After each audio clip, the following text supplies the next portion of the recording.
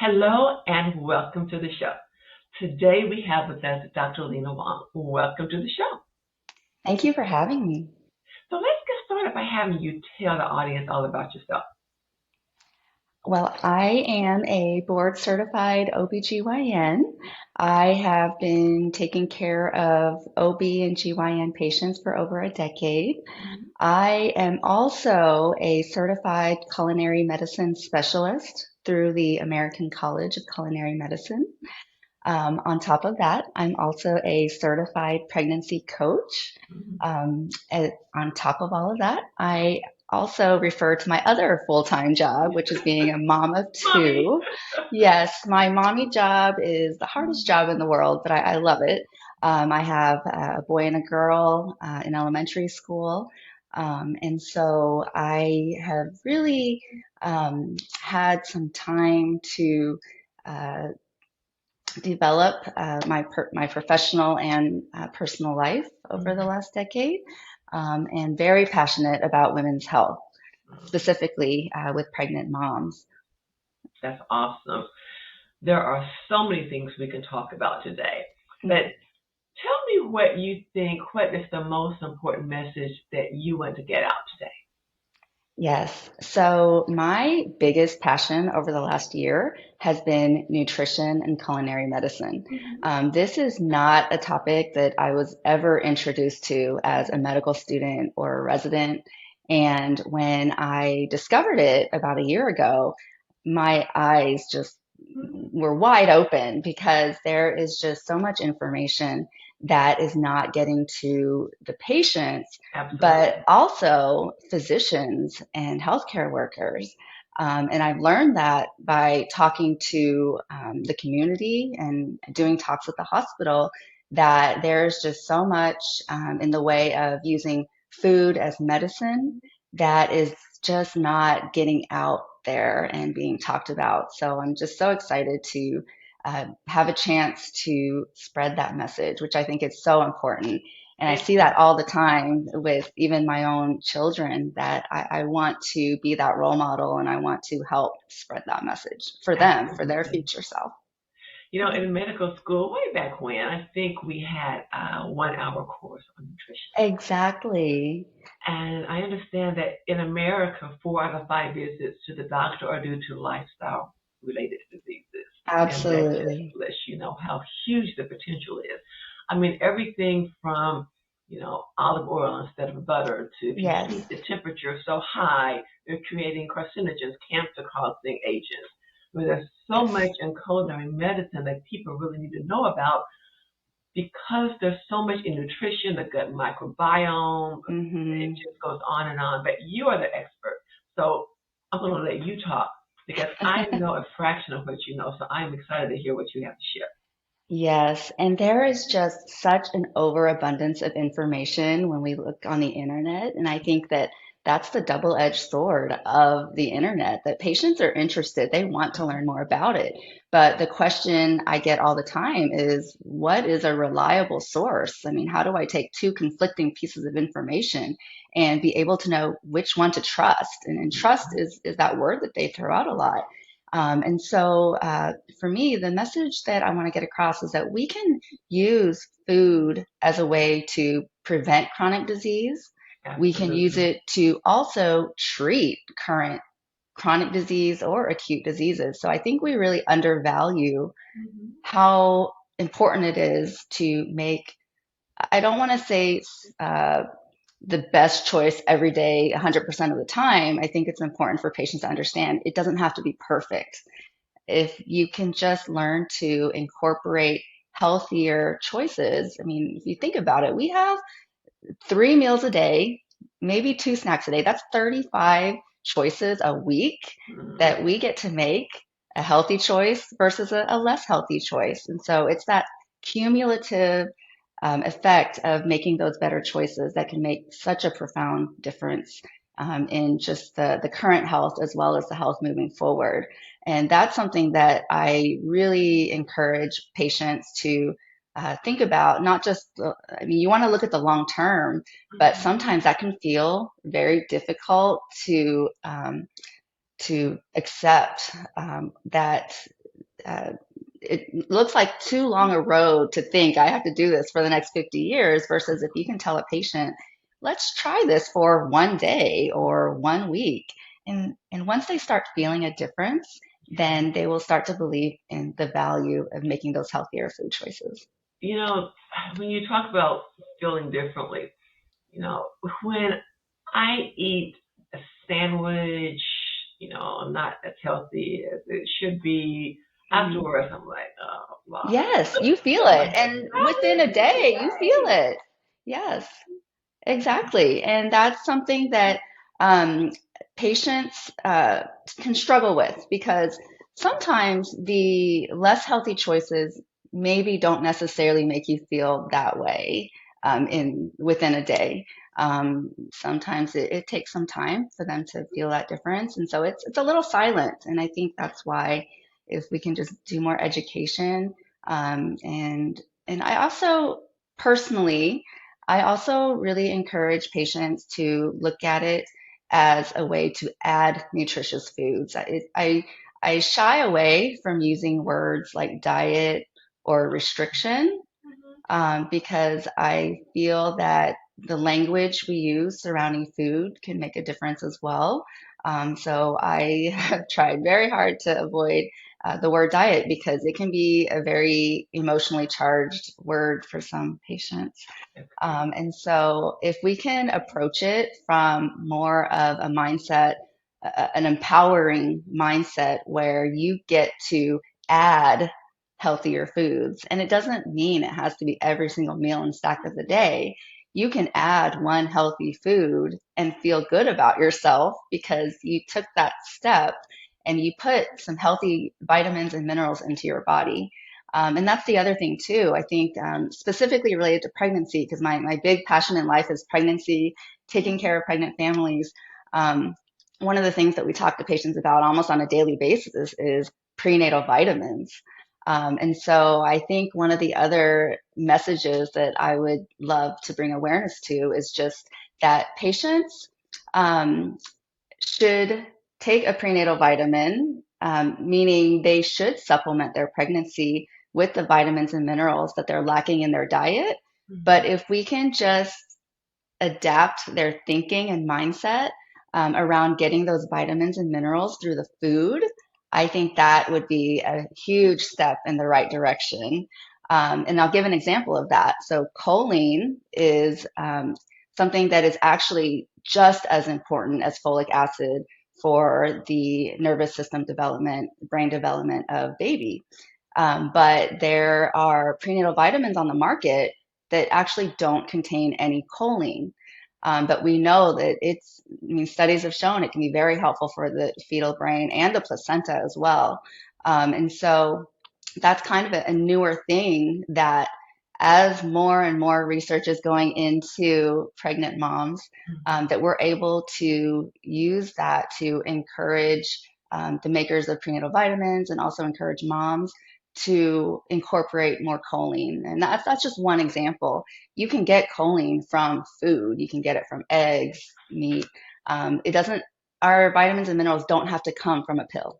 So that is Okay. something yeah, I'm so passionate about. I was just thinking they have phosphatidylserine, phosphatidylcholine, and so forth supplements because they are, so vital, to brain, to Yeah, and our brain bodies health. don't produce enough of it on their own, Yeah, right? and you can get some of this stuff naturally in foods, and So easily, yes. that's vital. And something else I'd like to pick up on. Hmm. We talked first of all. You mentioned, making healthy choices. Recently, I've said to myself, okay, I'm hungry. I want something. Hmm.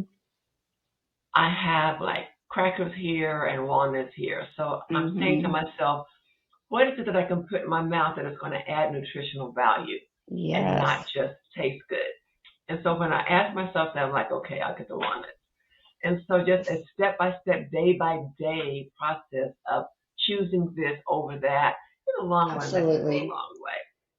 Absolutely. And it really, to me, I feel like it also has to coincide with a conversation about lifestyle.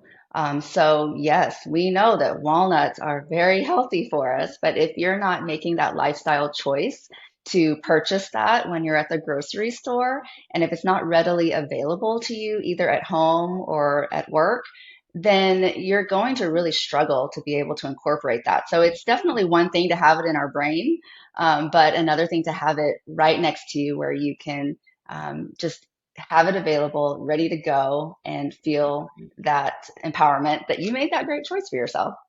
I agree completely. And as far as the convenience, Yes, one problem that we have had is we have gone from healthy to convenient. Now, as far as nuts yes, and other things, certainly get them because then that will be your convenient food. yes, But foods with like high fructose corn syrup that can cause liver hmm disease and obesity and so forth. hmm You go to the store, yes, you take all of these processed foods with you. The processed foods, that some food scientists are paid big bucks to develop the right combination of yes, salt, fat, and sugar that's going to hit those yes, pleasure centers in the brain, just like the same pleasure centers are stimulated with sex and opiates and so forth. And so there's a exactly. lot of marketing behind this. People are making a tremendous amount of money.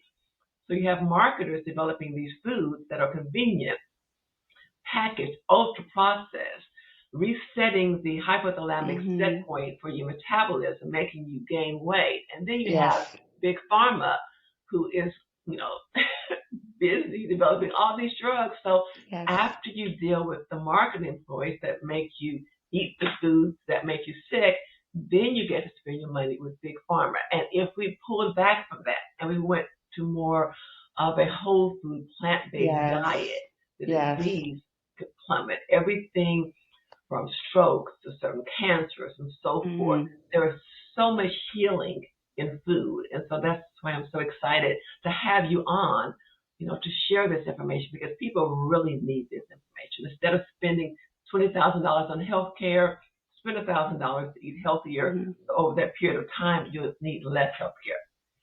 So something else Absolutely. that you're very passionate about as far as culinary medicine. Give us some specific tips that people can use to change the Yes. Right. So I am all about lifestyle because I'm a human being. I also work, I have kids, I have a husband, I run this busy household. And so I'm all about making it realistic. So I've never been one to really feel like that listening to a 30-minute talk is going to change your life, meaning it needs to translate into the real world. And sure. so I'm very big on meeting patients where they're at. And that's something that we is really stressed in the world of culinary medicine as well as Mhm. pregnancy coaching is that you really have to get to know your patient and meet them where they are at, not necessarily where we think they should be at. Exactly. Hmm. And that is something I've had to learn. I didn't come out of training even knowing that or even understanding that. But the more you work with patients, you start to understand that you really have to make it practical. So an example of that would be, I mean, you had mentioned the marketing as well as convenience of foods. There are also some places in the country that are food deserts, and there's food scarcity, and patients don't have access Right. to healthier food. So even though the government might be subsidizing or giving them food stamps in order to pay for food, it doesn't necessarily mean that they have the grocery store that is convenient to them, that's in their geographic location, Exactly. that carries the freshest ingredients possible. And Mhm. so, as physicians, as coaches, as fellow human beings, we can empower and teach others that even if you're in an area where there is food scarcity, there are little hacks that you can use to incorporate the healthier choices. So one thing would be frozen foods. And so I've learned over the years, frozen foods are actually, for many of them, they're packed frozen at the peak of their freshness. And so they can actually be just as healthy or even better tasting than the non-frozen form if you're in an area where you don't have access to those healthier I'm sorry, the fresher choices. So that would be one, is to use frozen foods. They won't spoil as quickly either. So Let's you go can, back to that. yeah. That is an excellent example because once you pick something from the tree, the Hmm. enzymes kick in and Yes. start degrading the nutrients. If it Yes. is frozen, you're going Yes. to hold on to that. And so instead of if you have X amount of money and you buy a lot of frozen food, it's Hmm. going to last longer. You can take it out, prepare what you want to, Hmm. freeze the rest of it. So that is an excellent suggestion, and that can definitely go a long way. Yes, I agree. Another thing that I will sometimes tell patients is that, especially for the patients that don't enjoy cooking, and I can raise my hand to that I didn't start my life loving being in the kitchen. Now I do. But, cooking can be very intimidating for a lot of people. So I will sometimes give patients ideas on recipes that they can use that don't involve a lot of cooking, or even making a sandwich, for example. That can be more assembly as opposed to standing in front of a cooktop or baking in an oven, something that's a little more approachable and taking those stair steps to the harder recipes. But you can take, for example, I'll tell them, grab a banana. That is a food you do not have to cook, Yeah, and it's very portable. You can stick it in your bag. You can take it with you in the car. You could multitask eating a banana while doing something with your other hand. It's I it's do it very all the time. easy. I do too. So there are foods out there that don't require any cooking, but they're just so good for your body. Bananas, avocados, apples, those cuties. We always have a bag of cuties at our house because I have two little ones. Mhm. So there are definitely ways to get around the cooking part of it. That's wonderful. We're going to take a quick break and we'll be Yeah. right back to get some more of your tips, okay? Thank you. Okay. Yep. Hello, I am Coach Dr. Ann, and welcome to the world of Women Wellness Warriors, other known as WOW. A 2024 report by the World Economic Forum and the McKinsey Health Institute noted that each year women lose approximately 75 million years of life due to poor health and early death. The world of Women Wellness Warriors is a global sisterhood of women who want to be empowered. Welcome back to the show, and today we have a dynamic guest with us, Dr. Lina Wong. Welcome back to the show. Thank you, Anne. So you are giving us a lot of important tidbits, and I can't wait to hear more. Yes. So, specifically with women, one thing that we know is that a lot of the research that has gone into health in general has been based on studies of men. And so, excuse me. And so now women are starting to get the attention that we deserve in the medical community, so that more of the research can start centering on women's health. And this is just so wonderful, because we really need everybody on board to help support improving maternal health in this country.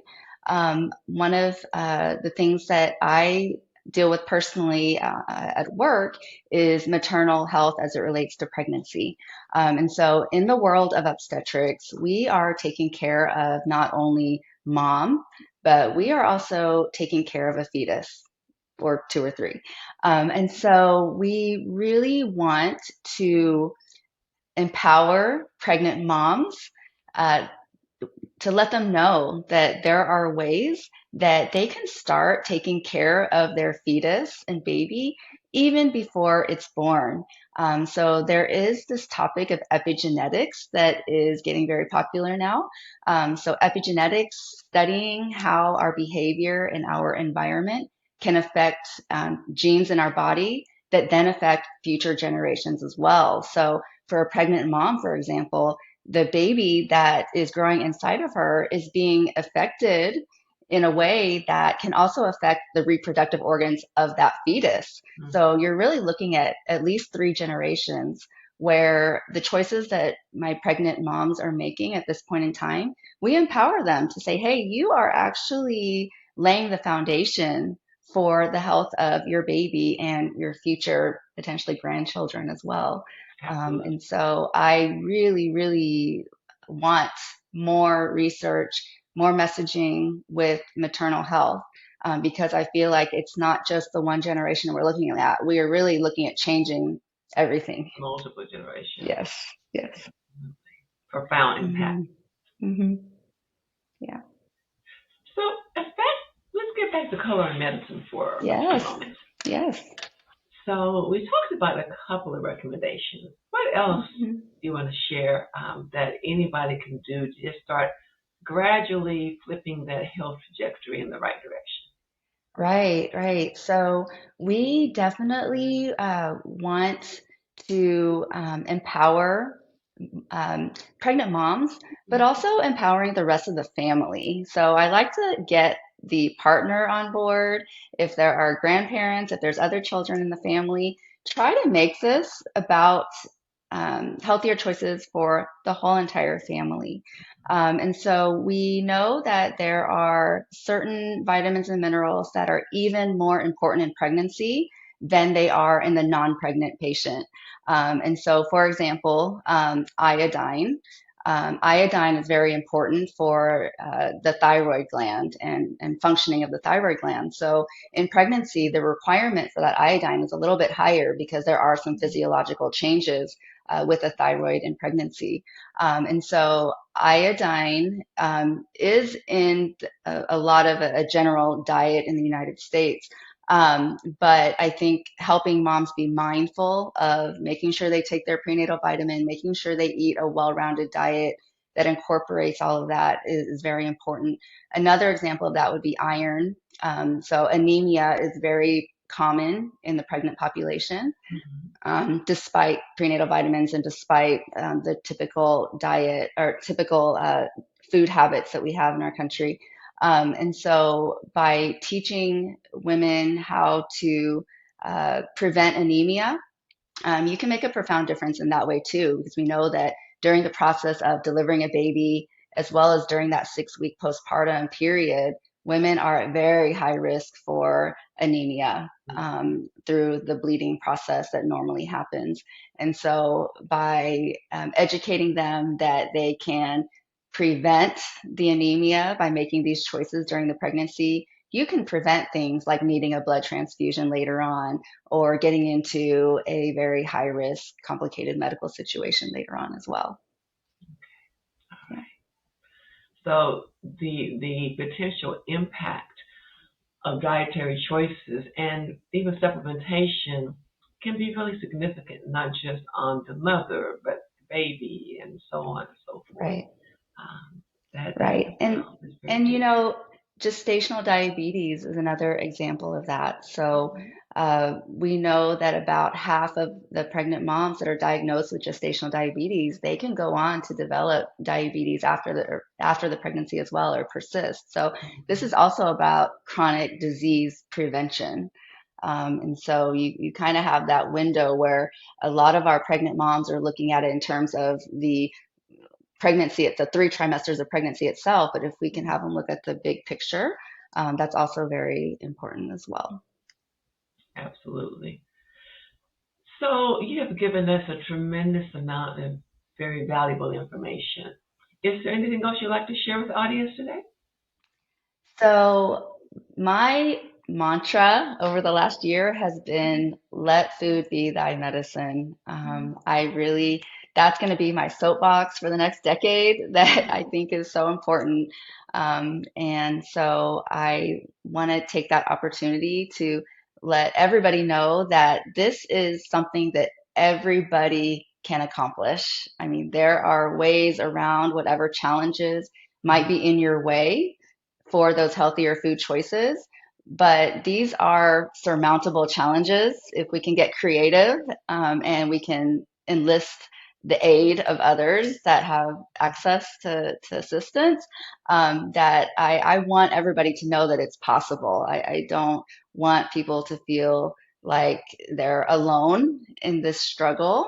And I encourage people to reach out if to their healthcare provider, to their support system, their community, and ask for help if you're just kind of lost. Because I know how confusing it can be when you're on the internet trying to look for information. It's nearly impossible to really understand. I mean, even for myself, sometimes discerning which is good information versus bad information. If you're not sure, reach out, ask for help. There are plenty of people that I'm sure would be happy to help guide you in the right direction. Speaking of which, we are going to put the links in the description to this video for ways that people can follow you on social media and also where they can check out your website. Thank you. So thank you. Thank you so very much for being on the show. And you have a blessed day. Same to you, Dr. Hester. Thank you. Bye-bye. Bye.